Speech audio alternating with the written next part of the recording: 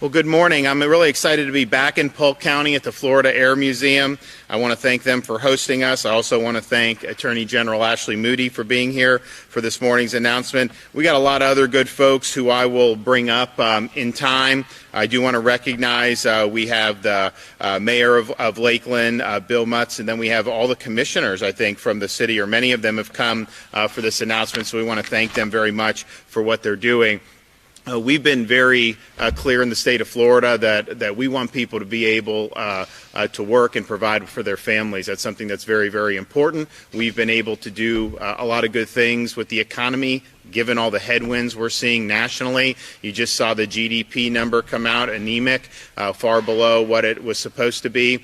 September jobs, 194,000 nationwide. Florida, in September, we had 84,500 jobs created in Florida. So we are, and then clearly businesses are doing so much better here than they are at almost any other place of the country. And so we're happy with that, and we want to continue to offer opportunities for people. And we've just made very clear, as you now are in an era where there are these heavy-handed mandates that are being hung over people's heads that threaten to deprive them of the ability to earn a living, that in the state of Florida, you have a right to earn a living, and it should not be denied to you based on these shots. And so we want to protect people who are working now in the state of Florida. These people have been working the whole doggone time, and then now all of a sudden they're going to get kicked to the curb. Give me a break. And then we have all these people who work for police and fire. You have some of these local jurisdictions that are trying to penalize some of those folks for that, and we just think that's wrong. Of course, there's a lot of federal mandates that are coming down. There's this OSHA rule that we're waiting for that applies to every business over a certain amount. There's a federal contractor rule, and then there's a CMS rule that's going to threaten to take away Medicare, Medicaid funding for healthcare institutions that don't force this on everybody. In Florida, we believe that these things, are choices based on individual circumstances. There are physicians that will recommend one course of action or another based on your health history. And of course, we know that many people, after now this has been going around for well over a year and a half, many people have recovered from COVID and also have strong immunity through prior infection. So you see that, and that's really what it should be. We also cannot have the federal government coming in exceeding their power. Some of the stuff that they're doing with the federal contract, they're really rewriting contracts, and they're transforming normal contracting into basically public health policy, and that's not anything Congress has ever authorized. And so that's a huge problem. Of course, the OSHA rule is a heavy-handed mandate, never authorized by Congress. They're using really obscure provisions to try to jam something down that will really have a significant impact all across the board. So we do have a responsibility to stand up for our authority here to govern ourselves and also make sure that this constitutional system of ours isn't out of whack. But there's also a practical issue with this, and I think you'll hear from some of the folks. If you do this, if you force this, there's going to be an attrition of people. People are going to lose their jobs. They're going to get fired. Others may just voluntarily walk away. That is going to throw a huge wrench into the operations of so many different aspects of the economy. And right now we're in a situation where, yes, we're happy in Florida. People are looking to us. We've done a lot better.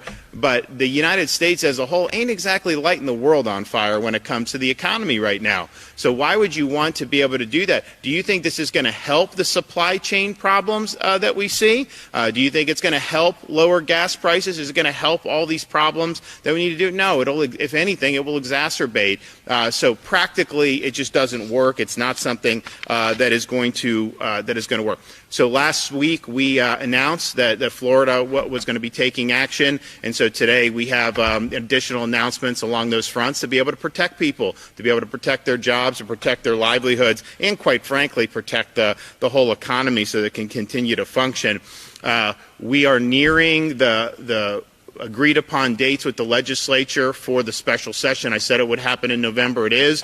I should have those dates hopefully today, and I'll be signing that proclamation either today or tomorrow. So we'll have the fixed dates. We'll know when we're coming in, and we know what we need to do. And the main course of business will be, make sure people are able to keep their jobs.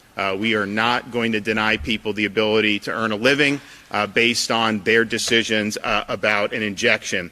The second thing that we're doing here, and I had promised last week that we were, of course, needing to pursue legislation through a special session, which is what we're going to do. But I also made very clear, given the nature of some of these mandates and how they raise questions about the federal government overstepping its authority, we are also going to need to pursue litigation. And so I'm happy to say today that with thanks to the Attorney General Ashley Moody's leadership, today the state of Florida has filed another lawsuit against the Biden administration. This lawsuit challenges the Biden administration's order imposing a vaccine mandate on federal contractors, which was going to apply on December 8th. And so just because you're a business that has federal contracts, it's not right for the federal government to come in and rewrite those contracts and then try to shoehorn this in. And then if you don't comply, so you either have to fire people, or if you don't comply, they'll just cancel the contract entirely, even though this is something that you bid for and you won fair and square.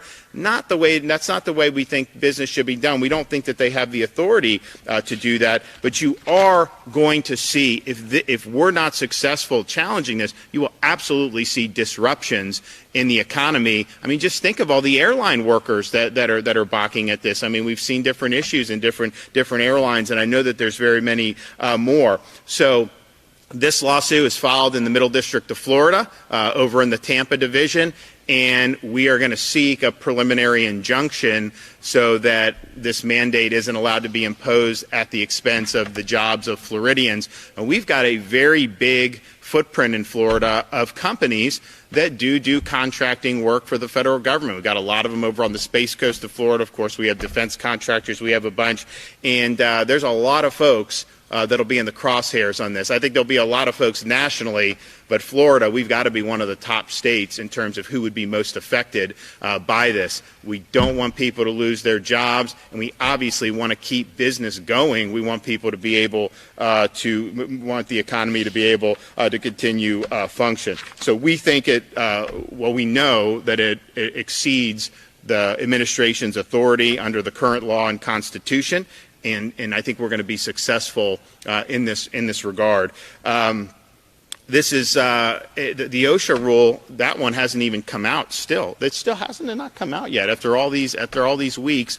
And I wonder whether it's not come out because it's got a lot of problems. I mean, there's not going to be, I think, a very clear path for that to go forward. But this federal contractor lawsuit is not. The contractor rule has not gotten as much play as the OSHA, and these are distinct things. Contractor, I think, has a more limited application in terms of the number of employees it will affect, but I think the bite is probably even more because you're really putting these businesses in an impossible situation where they would potentially lose a lot of their contracts or a lot of their money that is able to sustain them. We are, though, continuing to monitor what is happening with the OSHA rule. We will continue to do that. We're also monitoring what is happening with the CMS rule and how that would affect the healthcare system. I mean, just think about it.